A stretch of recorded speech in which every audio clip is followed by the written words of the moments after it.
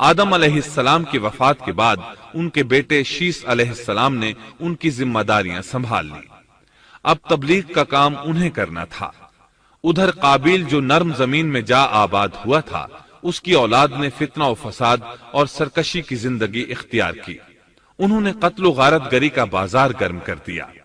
یہ لوگ آدم علیہ السلام کی قوم کے پاس سے گزرتے تو وہاں بھی فساد مچاتے۔ ابن عباس رضی اللہ عنہما سورۃ الاحزاب آیت 33 کی تفسیر کرتے ہوئے فرماتے ہیں، پرانے زمانے کی جاہلیت کی طرح اپنے بناؤ کا اظہار نہ کیا کرو۔ اس وقت دو نسلیں آباد تھیں، ایک پہاڑ پر اور دوسری نرم زمین پر۔ پہاڑوں کے مرد خوش شکل تھے، عورتیں سیاہ فام تھیں، جبکہ زمین والوں کی عورتیں خوبصورت تھیں اور مردوں کے رنگ سانولے تھے۔ اب ابلیس نے اپنا کام شروع کیا۔ وہ انسانی شکل میں نرم زمین والوں کے پاس آیا اور ایک شخص کا غلام بن کر رہنے لگا۔ پھر اس نے بانسری شکل کی ایک چیز ایجاد کی اور اس کو بجانے لگا۔ لوگ اس آواز پر لٹو ہو گئے، اس کے گرد بھیڑ لگا کر سننے لگے۔ پھر ایک دن میلے کا مقرر ہو گیا، اس میں ہزار ہا مرد اور عورتیں جمع ہونے لگے۔ اتفاق سے وہاں ایک دن ایک پہاڑی آدمی بھی آ گیا۔ اس نے میدانی عورتوں کے حسن و جمال کو دیکھا۔ اس نے اپنے قبیلے والوں سے ان کے حسن و جمال کا ذکر کیا۔ اب وہاں کے لوگ کثرت سے میدانی علاقے میں آنے لگے۔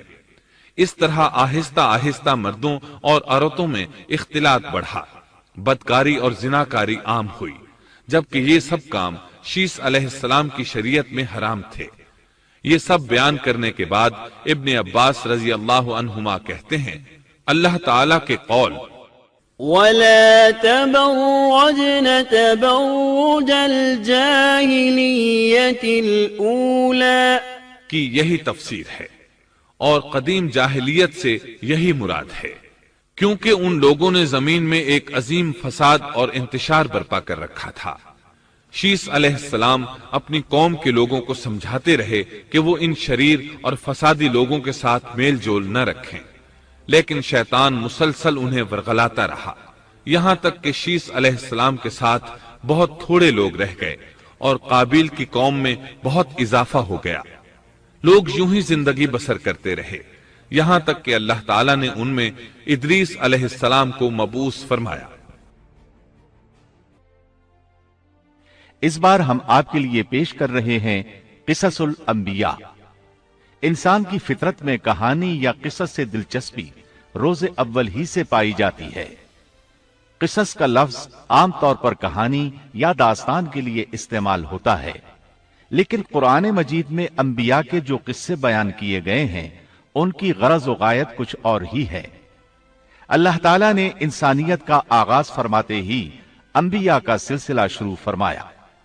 انبیاء اور رسول پے در پے آتے رہے۔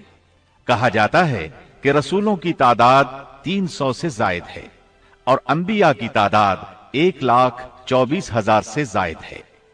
گویا اللہ تعالیٰ نے بنی نوع انسان کو سیدھا راستہ دکھانے کے لیے اتنی بڑی تعداد میں انبیاء اور رسول مبعوث فرمائے۔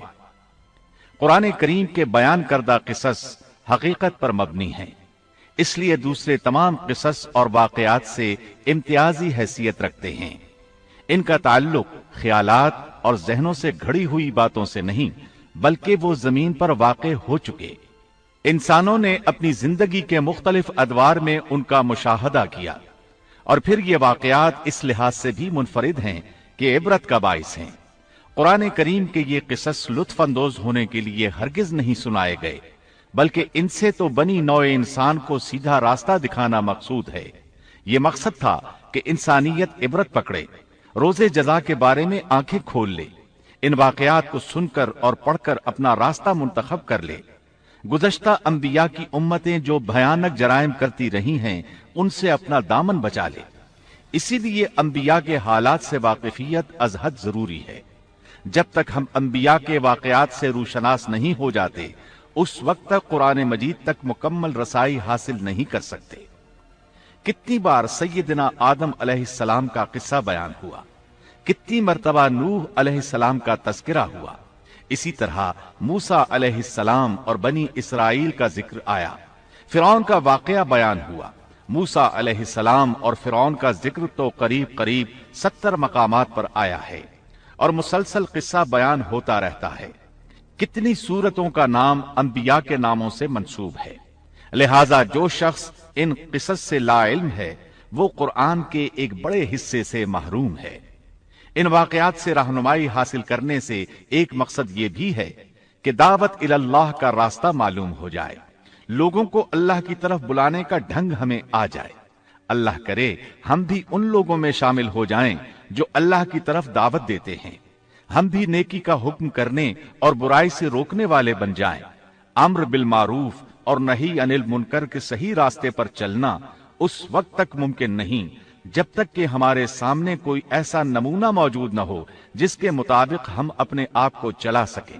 اور صاف ظاہر ہے سب سے عظیم اور بے مثال نمونہ نبی اکرم صلی اللہ علیہ وسلم کی مبارک شخصیت ہے، جیسا کہ اللہ تعالیٰ فرماتے ہیں یقیناً تمہارے لیے رسول اللہ کی زندگی بہترین نمونہ ہے۔ رسول اکرم صلی اللہ علیہ وسلم کے بعد سب سے نمایاں مثال اور نمونہ باقی تمام انبیاء کرام ہیں، پھر صحابہ کرام اور صالح لوگ بھی نمونہ ہیں۔ انبیاء کرام کے واقعات قرآن کریم کے ذریعے ہم تک پہنچے ہیں، اسی طرح نبی کریم صلی اللہ علیہ وسلم کی سیرت مبارکہ اور آپ کی احادیث مبارکہ سے بھی ہمیں ان کے حالات اور واقعات معلوم ہوئے۔ Thanks for watching. Don't forget to like, comment, share and subscribe to